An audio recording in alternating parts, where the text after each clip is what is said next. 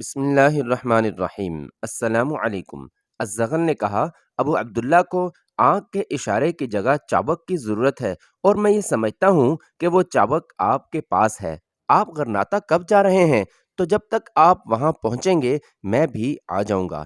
میرا بھائی آپ جیسے باکمال آدمی کو اپنے بیٹے کا اتالق بنانے پر اعتراض نہیں کرے گا، لیکن ابو عبداللہ پر یہ ظاہر نہ کیجیے کہ آپ نے یہ ذمہ داری میری ایما پر قبول کی ہے۔ وہ میری ہر بات کو شبہ کی نظر سے دیکھتا ہے، آپ اس کی فکر نہ کریں۔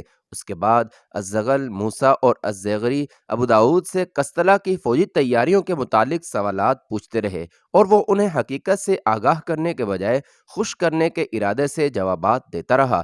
آدھی رات کے قریب جب یہ لوگ اٹھنے کا ارادہ کر رہے تھے، قلعے کے چاروں طرف نقاروں کی گونج سنائی دی، اور یہ لوگ پریشان ہو کر ایک دوسرے کی طرف دیکھنے لگے۔ الزغل نے جواب طلب نگاہوں سے بدر بن مغیرہ کی طرف دیکھا، اور باقی لوگوں کی نگاہیں بھی اس کے چہرے پر مرکوز ہو گئیں۔ بدر بن مغیرہ کے چہرے پر حیرانی یا اضطراب کا شائبہ تک نہ تھا۔ آپ گھبرائیں نہیں، اس نے اطمینان کے ساتھ اٹھتے ہوئے کہا، میں ابھی معلوم کرتا ہوں۔ بشیر بھی اٹھا، لیکن بدر بن مغیرہ نے کہا، آپ مہمانوں کے پاس بیٹھیں، میں ابھی آتا ہوں۔ بدر بن مغیرہ دروازے کے قریب پہنچا تو ایک پہرہ دار بھاگتا ہوا اندر داخل ہوا۔ اس نے ہانپتے ہوئے کہا، نصرانیوں نے حملہ کر دیا ہے۔ یہ سنتے ہی سب نے اٹھ کر تلواریں نکال لیں، لیکن بدر بن مغیرہ نے ان کی طرف متوجہ ہو کر کہا، نصرانیوں نے گزشتہ 20 برسوں میں اس سے بڑی حماقت نہ کی ہوگی۔ آپ اطمینان سے بیٹھے رہیں، رات کے وقت ان کی بڑی سے بڑی فوج بھی اس قلعے کے قریب نہیں آ سکتی۔ میں اپنی گزشتہ تمام زندگی میں شاید کسی غیر متوقع حملے کے لیے اس قدر تیار نہ تھا۔ ابو داؤد نے کہا، لیکن قلعے میں تو آج میں نے 25 سے زیادہ سپاہی نہیں دیکھے۔ قلعے کی حفاظت اس کی چار دیواری سے بہت دور کی جاتی ہے۔ خوش قسمتی سے آج میرے نصف سے زیادہ سپاہی یہاں موجود ہیں۔ میں ابھی آتا ہوں۔ موسیٰ نے کہا، میں بھی تمہارے ساتھ جاؤں گا۔ بدر بن مغیرہ نے جواب دیا، مجھے ڈر ہے کہ آپ میرے ہی کسی سپاہی کے تیر کا نشانہ نہ بن جائیں۔ میں شاید خود بھی باہر لڑنے والوں کی رہنمائی کے لیے نہ جا سکوں۔ میں صرف قلعے کے پہرہ داروں کو چند ہدایات دینا چاہتا ہوں۔ الزغل نے مطمئن ہو کر کہا، تو آپ کو اس حملے کی توقع تھی؟ اس سوال پر ابو داؤد چونک کر بدر کی طرف دیکھنے لگا۔ بدر نے جواب دیا، مجھے قدرت کی طرف سے ایک اشارہ ہوا تھا، اور خدا کا شکر ہے اس نے اسے وہم نہیں سمجھا۔ بشیر بن حسن نے بدر کے ساتھ جانے پر اصرار کیا، لیکن بدر نے اسے یہ کہہ کر روک دیا کہ میرے بہت سے سپاہی صرف اس لیے تیروں کی بارش میں کھڑے ہو سکتے ہیں کہ تم ان کے زخموں کا علاج کر سکتے ہو۔ تم یہیں ٹھہرو اور زخمی ہونے والوں کے لیے مرہم پٹی کا سامان تیار کرو۔ بدر بن مغیرہ باہر نکل آیا۔ ایک ساعت کے بعد وہ واپس آ گیا اور بولا، آپ اگر چاہیں تو بے فکر ہو کر سو سکتے ہیں۔ نصرانی اس قلعے سے 2 کوس کے فاصلے پر غیر متوقع استقبال دیکھ کر بھاگنے کی کوشش کر رہے ہیں، لیکن اگر ان میں 10 آدمی بھی بچ کر نکل گئے تو یہ ایک معجزہ ہوگا۔ میں آپ میں سے کسی کو اس شاندار فتح میں حصہ دار بننے سے روکنا نہیں چاہتا، لیکن پو پھٹنے سے پہلے آپ کا باہر نکلنا مناسب نہیں۔ صبح کی روشنی میں آپ قیدیوں کو اکٹھا کرنے اور بھاگنے والوں کو تیروں کے نشانہ بننے میں میرے ساتھیوں کی مدد کر سکیں گے۔ یہ کہہ کر بدر بن مغیرہ ابو داؤد کی طرف متوجہ ہوا، آپ ذرا اپنے کمرے میں جائیں اور باہر کھلنے والے دریچے بند کروا دیں، ورنہ روشنی بجھا دیں، اور بچوں کو ہدایت کریں کہ کوئی دریچے کے سامنے نہ کھڑا ہو۔ مجھے پہرے داروں نے اطلاع دی ہے کہ حملہ آوروں کی ایک بھٹکی ہوئی ٹولی قلعہ کے قریب دیکھی گئی ہے۔ اگرچہ قلعہ کو ان لوگوں سے کوئی خطرہ نہیں، تاہم یہ اندیشہ ضرور ہے کہ ان میں کوئی روشنی دیکھ کر تیر چلا دے۔ مجھے امید نہ تھی کہ وہ ایسی غلطی کریں گے۔ یہ کہہ کر ابو داؤد بھاگتا ہوا کمرے سے باہر نکلا۔ الزغل نے ہنستے ہوئے کہا، ایک اچھا عالم شاذ و نادر ہی ایک اچھا سپاہی ثابت ہوتا ہے۔ ابو داؤد تھوڑی دور جا کر سوچ میں پڑ گیا، اور اس کی رفتار کم ہونے لگی۔ بدر بن مغیرہ کی باتوں سے اسے یقین ہو چکا تھا کہ اس کی دعوت پر حملہ کرنے والوں کی تباہی یقینی ہے، اس لیے روشنی جلانے یا بجھانے سے کوئی فرق نہیں پڑے گا۔ اس کے ساتھ ہی اس کے دل میں یہ خدشہ پیدا ہوا کہ کہیں حملہ آوروں کے ساتھ اس کا نوکر بھی نہ ہو جسے اس نے سرحد کے گورنر کے پاس ایلچی بنا کر بھیجا تھا۔ بظاہر اس بات کا امکان بہت کم تھا، تاہم اسے تشویش تھی، اور اس سے زیادہ تشویش اس بات کی تھی کہ کہیں حملہ آور فوج کا سپہ سالار گرفتار ہونے پر بدر بن مغیرہ کے سامنے اس کا بھانڈا نہ پھوڑ دے۔ اس مرحلہ پر وہ اپنے دل کو یہ کہہ کر تسلی دے رہا تھا کہ سرحد کے گورنر نے اسے فرڈینینڈ کا خاص آدمی سمجھ کر اس کی ہدایات پر ضرور عمل کیا ہوگا اور کسی فوجی عہدیدار پر اس کا راز افشا نہیں کیا ہوگا۔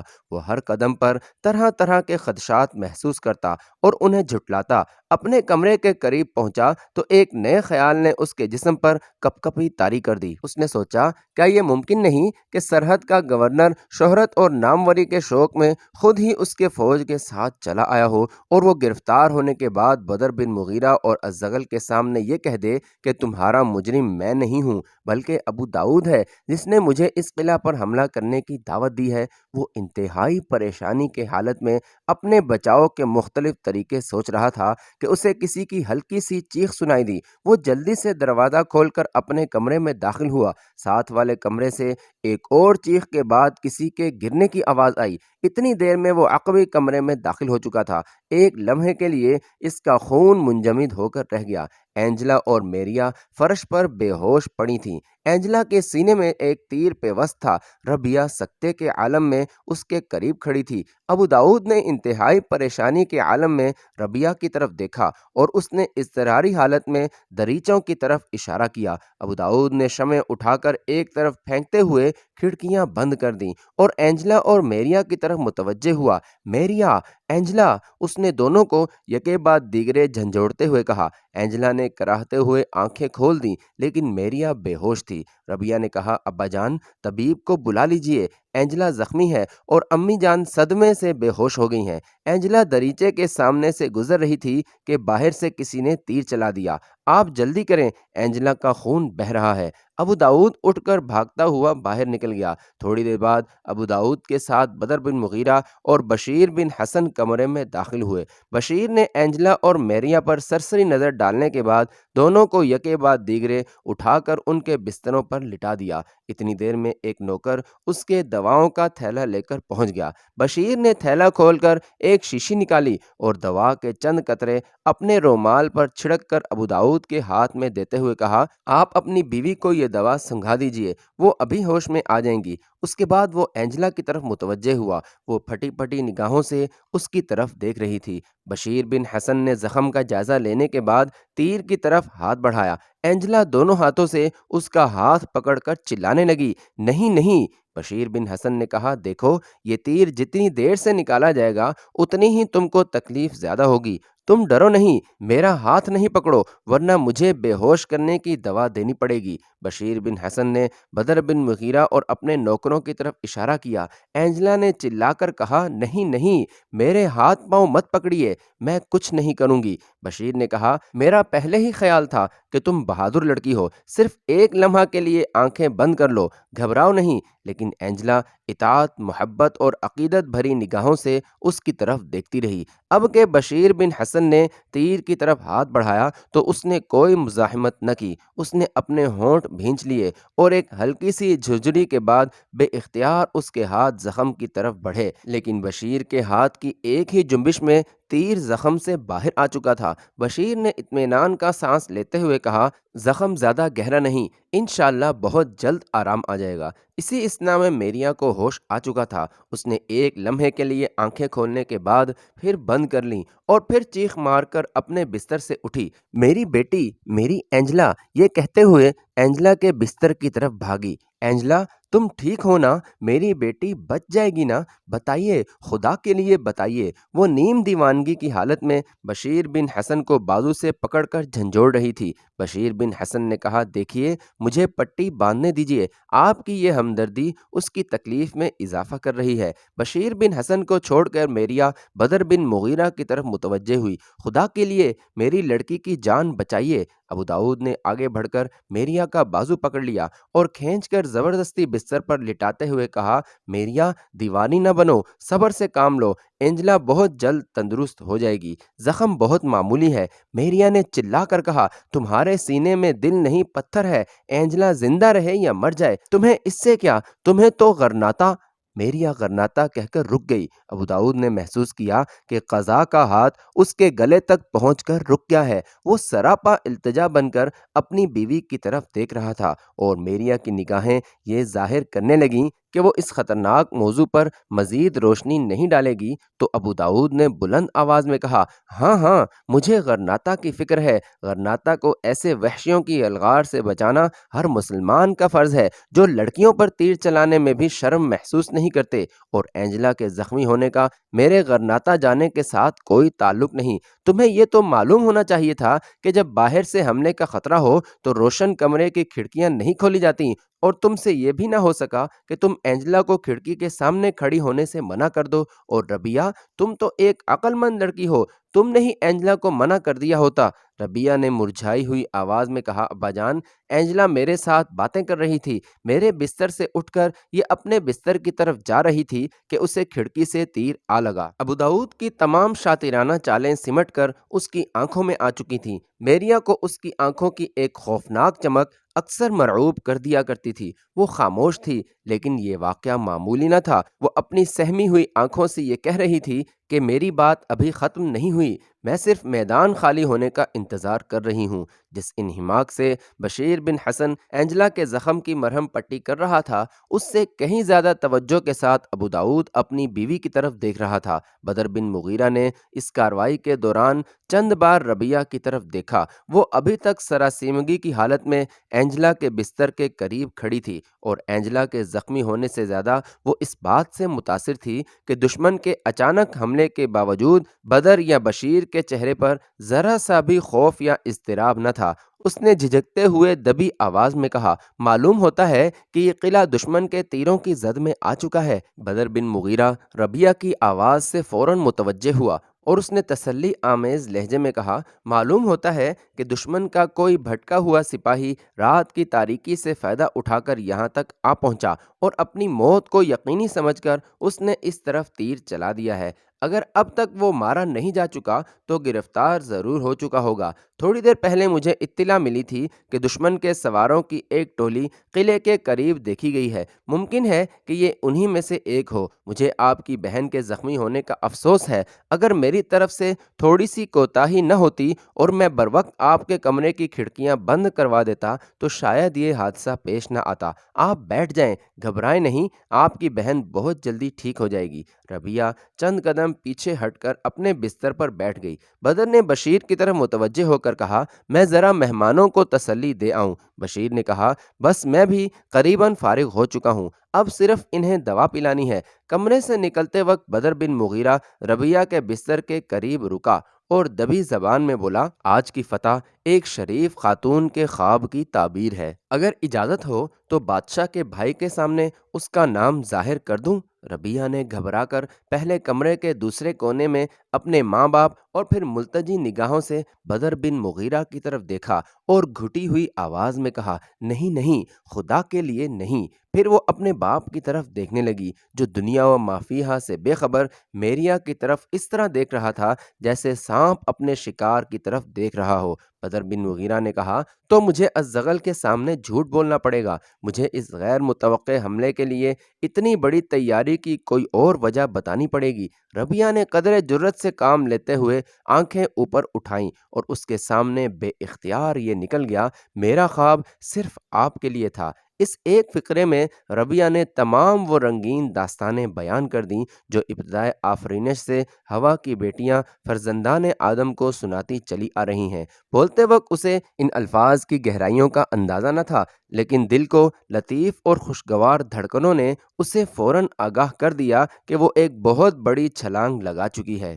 اس کی آنکھیں جھک گئیں، اس کا چہرہ حیا سے تمتما اٹھا۔ بدر جا چکا تھا، لیکن وہ یہی محسوس کر رہی تھی کہ وہ ابھی تک اس کے سامنے کھڑا اس کی طرف گھور رہا ہے، اور صرف وہی نہیں، کمرے کی ہر شے اسے گھور رہی ہے۔ اپنے رگ و پے میں ایک ارتعاش محسوس کرتے ہوئے وہ بستر سے اٹھی اور اینجلا کے بستر کے قریب آ کھڑی ہوئی۔ بشیر بن حسن نے پیالی میں دوا ڈالی تو اس نے کہا، لائیے میں پلا دیتی ہوں۔ بشیر بن حسن اور اس کا نوکر باہر جانے لگے تو ابو داؤد نے کہا، ٹھہریے، میں بھی آپ کے ساتھ چلتا ہوں۔ بشیر نے کہا، آپ آرام کریں۔ نہیں، اب صبح ہونے والی ہے اور انہوں نے کہا تھا کہ وہ الصبح حملہ کریں گے۔ اگرچہ میری تربیت سپاہیانہ نہیں ہے، لیکن میرے جیسے آدمی کو سرحدی عقاب کی قیادت میں لڑنے کا موقع بار بار نہیں ملے گا۔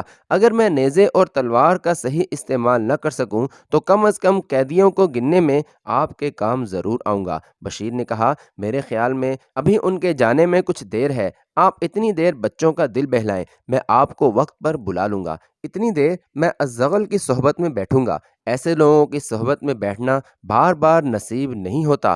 دراصل ابو داؤد الزغل کی صحبت میں بیٹھنے سے زیادہ اپنی بیوی کی قہر آلود نگاہوں سے دور رہنا چاہتا تھا۔ اسے یقین تھا کہ وہ کمرہ خالی ہونے کا انتظار کر رہی ہے اور اس کے بعد قسطلہ کی عام فہم زبان کے تیروں کی بارش رکنے کا نام نہیں لے گی۔ میریا نے نگاہوں کے جال بچھائے لیکن وہ اٹھ کر چل ہی پڑا تو اس نے کہا، تمہیں اینجلا کا بھی خیال نہیں؟ وہ زخم سے کراہ رہی ہے اور تمہیں سیر کا شوق چڑھ آیا ہے۔ اینجلا بھی اپنی ماں کی طبیعت سے اچھی طرح واقف تھی۔ وہ اس کی نگاہوں میں آنے والے طوفان کے ابتدائی جھونکے دیکھ چکی تھی۔ اس نے کہا، ابا جان آپ جائیں، میں بالکل ٹھیک ہوں۔ ابو داؤد نے اطمینان کا سانس لیتے ہوئے کہا، ربیہ تم اندر سے دونوں کمروں کے دروازے بند کر لو۔ بشیر بن حسن نے کہا، دروازے بند کرنے کی ضرورت نہیں، برآمدے میں کافی سپاہی گشت لگا رہے ہیں، میں انہیں ہدایت کر جاتا ہوں۔ اگر کسی چیز کی ضرورت ہو تو یہ اندر سے آواز دیں۔ ہاں، کھڑکیاں ضرور بند کر لیں اور تسلی رکھیں کہ حملہ آوروں کے قلعے تک پہنچنے کا کوئی امکان نہیں، انہیں بہت دور روکا جا چکا ہے۔ ابو داؤد چلا گیا تو میریا ربیہ کی طرف بھوکے بھیڑیے کی طرح دیکھنے لگی۔ اینجلا فوراً صورتحال کی نزاکت بھانپ گئی اور اس نے کراہتے ہوئے کہا، ربیہ ذرا میرا سر دبا دو، مجھے درد ہو رہا ہے۔ ربیہ اٹھ کر اس کا سر دبانے بیٹھ گئی تو میریا بھی اٹھ کر اینجلا کے بستر کے قریب پہنچی اور کہنے لگی، میری بیٹی کہاں ہوتا ہے تمہیں درد؟ اور پھر ربیہ کو بازو سے پکڑتے ہوئے جھنجھوڑ کر بولی، جاؤ تم۔ اینجلا نے کہا، نہیں نہیں امی جان، ربیہ ایک دعا پڑھتی ہے جس سے میرا سر درد ٹھیک ہو جاتا ہے۔ ممتا نے فوراً ہتھیار ڈال دیے۔ میریا نے ملتجی ہو کر کہا، بیٹی ربیہ تمہاری دعا میں اثر ہے، دعا کرو اینجلا کا زخم اچھا ہو جائے، میں تمہارا احسان نہیں بھولوں گی۔ ربیہ ایسے الفاظ سے فوراً نرم ہو جایا کرتی تھی۔ اس نے کہا، امی جان کیا اینجلا کے لیے دعا کرنا بھی آپ پر احسان ہے؟ کیا اینجلا میری بہن نہیں؟ ربیہ تم فرشتہ ہو، اچھا بیٹھ جاؤ اپنی بہن کے پاس، اس نے ایک طرف سمٹتے ہوئے کہا۔ اینجلا نے کہا، امی جان آپ آرام کریں، بیٹی جب تک تندرست نہیں ہو جاتی مجھے آرام کہاں؟ نہیں امی آپ جائیں، میں بالکل ٹھیک ہوں۔ میریا نے کہا، میں جانتی ہوں کہ تم اپنی بہن کے ساتھ پھر کوئی نہ ختم ہونے والی داستان شروع کرنا چاہتی ہو۔ ربیہ نے کہا، امی جان آپ سو جائیں، وہ کہتے تھے کہ یہ قلعہ بالکل محفوظ ہے۔ میریا نے اٹھ کر اپنے بستر پر بیٹھتے ہوئے کہا، خدا کرے کہ وہ واپس جانے پر مجبور ہو جائیں، ورنہ ہمیں انخلا کے ساتھ اس حالت میں سفر کرنا پڑے گا۔ ربیہ نے کہا، وہ کہتے تھے کہ ان میں سے کوئی بھی شاید زندہ بچ کر نہ جا سکے۔ میریا نے مایوس ہو کر کہا، کون کہتا تھا؟ سرحدی عقاب نے کمرے سے نکلتے ہوئے کہا تھا کہ میں آپ کو تسلی دوں۔ تھوڑی دیر بعد جب وہ اونگتے اونگتے بستر پر لیٹ گئی تو اینجلا نے سرگوشی کے انداز میں کہا، ربیہ تمہیں یقین ہے کہ یہ قلعہ فتح نہیں ہوگا؟ ربیہ نے کہا، مجھے یقین ہے۔ ربیہ ہم شاید چند دن اور یہاں رہیں گی، جب تک تم سفر کے قابل نہیں ہوتی ہمیں یہیں رہنا پڑے گا۔ اینجلا نے یہ جاننے کے لیے کہ اس کی ماں جاگ رہی ہے یا نہیں اسے آہستہ سے آواز دی اور اس کی طرف سے کوئی جواب نہ پا کر ربیہ کا ہاتھ اپنے ہاتھ میں لے کر بولی، میں نے سر درد کا بہانہ کیا تھا۔ ربیہ نے جواب دیا، مجھے معلوم ہے۔ تمہیں کیسے معلوم ہے؟ تم مجھے ماں کے غضب سے بچانا چاہتی تھیں۔ خدا کا شکر ہے کہ ابا جان باہر نکل گئے، ورنہ امی آسمان سر پر اٹھا لیتیں۔ ربیہ نے کہا، اینجلا تمہیں زخم کی وجہ سے تکلیف تو نہیں ہوگی؟ نہیں، جس زخم پر ان کے ہاتھ مرہم رکھیں وہاں درد نہیں ہو سکتا۔ ربیہ سچ کہو، تمہیں اس بات کی خوشی نہیں کہ ہمارا سفر ملتوی ہو جائے گا؟ اس نے جواب دیا، مجھے تمہارے زخمی ہونے کا افسوس ہے۔ کیا تمہاری زندگی کی سب سے بڑی خواہش یہ نہیں تھی کہ کل کا سفر ملتوی ہو جائے؟ یہ سن کر ربیہ کہنے لگی، یہ بیہودہ باتیں ہیں، میں یہ کیسے خواہش کر سکتی تھی کہ تم زخمی ہو جاؤ؟ الزغل موسیٰ اور الزیغری صبح کی روشنی میں محاذ جنگ کا نقشہ دیکھ کر بدر بن مغیرہ کے انتظامات پر حیران تھے۔ حملہ آوروں میں بہت کم ایسے تھے جنہیں جان بچا کر بھاگنے کا موقع ملا۔ بدر بن مغیرہ کے تیر اندازوں نے حملہ آوروں کو وادیوں اور کھنڈروں میں گھیر رکھا تھا۔ عیسائی اگر تیروں کی بارش میں کسی وادی سے نکلنے کی ہمت کرتے اور کسی دوسری وادی میں پہنچ کر ایک لمحہ کے لیے اطمینان کا سانس لیتے تو دوسرے لمحے انہیں تیروں کی زیادہ خطرناک بارش کا سامنا کرنا پڑتا۔ وہ پھٹتے ہی جب بدر بن مغیرہ اپنے مہمانوں کے ساتھ گھوڑوں پر سوار ہو کر قلعے سے باہر نکلا تو قلعے کے نقارے پر چوٹ پڑی اور آن کی آن میں چاروں طرف بیسیوں نقارے بجنے لگے۔ پھر آس پاس کے جنگلوں میں گھوڑوں کی ٹاپوں کی آواز سنائی دی اور لمحہ بھر میں کوئی 3,000 سوار قلعے کے دروازے کے سامنے جمع ہو گئے۔ الزغل نے کہا، اگر میں جادو کے جائز ہونے کا قائل ہوتا تو یہ کہتا کہ تم بہت بڑے جادوگر ہو۔ یہ فوج کہاں سے آئی؟ یہ سوار رات کے وقت محفوظ مقامات پر چھپے ہوئے تھے۔ انہوں نے رات کی جنگ میں حصہ نہیں لیا۔ ان کا کام اب شروع ہوگا۔ میرے تیر اندازوں نے مختلف جگہوں پر حملہ آوروں کے ریوڑ گھیر رکھے ہیں اور یہ نیزہ باز اب انہیں ایک جگہ جمع کریں گے۔ دوپہر تک بدر بن مغیرہ کے ساتھ دشمن کے بقیت السیف آدمیوں کو گھیر کر ایک وادی میں جمع کر چکے تھے۔ ابو داؤد بھی زرہ اور خوت پہن کر اپنی سپاہیانہ صلاحیتوں کا مظاہرہ کر چکا تھا۔ اسے سب سے زیادہ خوشی اس بات کی تھی کہ حملہ آور فوج کا سپہ سالار مارا جا چکا ہے اور سرحد کا گورنر اس حملے میں شریک نہیں تھا۔ تاہم اسے ایک پریشانی اب بھی تھی اور اس پریشانی کو دور کرنے کے لیے وہ بے تحاشا ادھر ادھر بھاگ رہا تھا اور اس بھاگ دوڑ میں دشمن کے 3 آدمیوں کو موت کے گھاٹ بھی اتار چکا تھا۔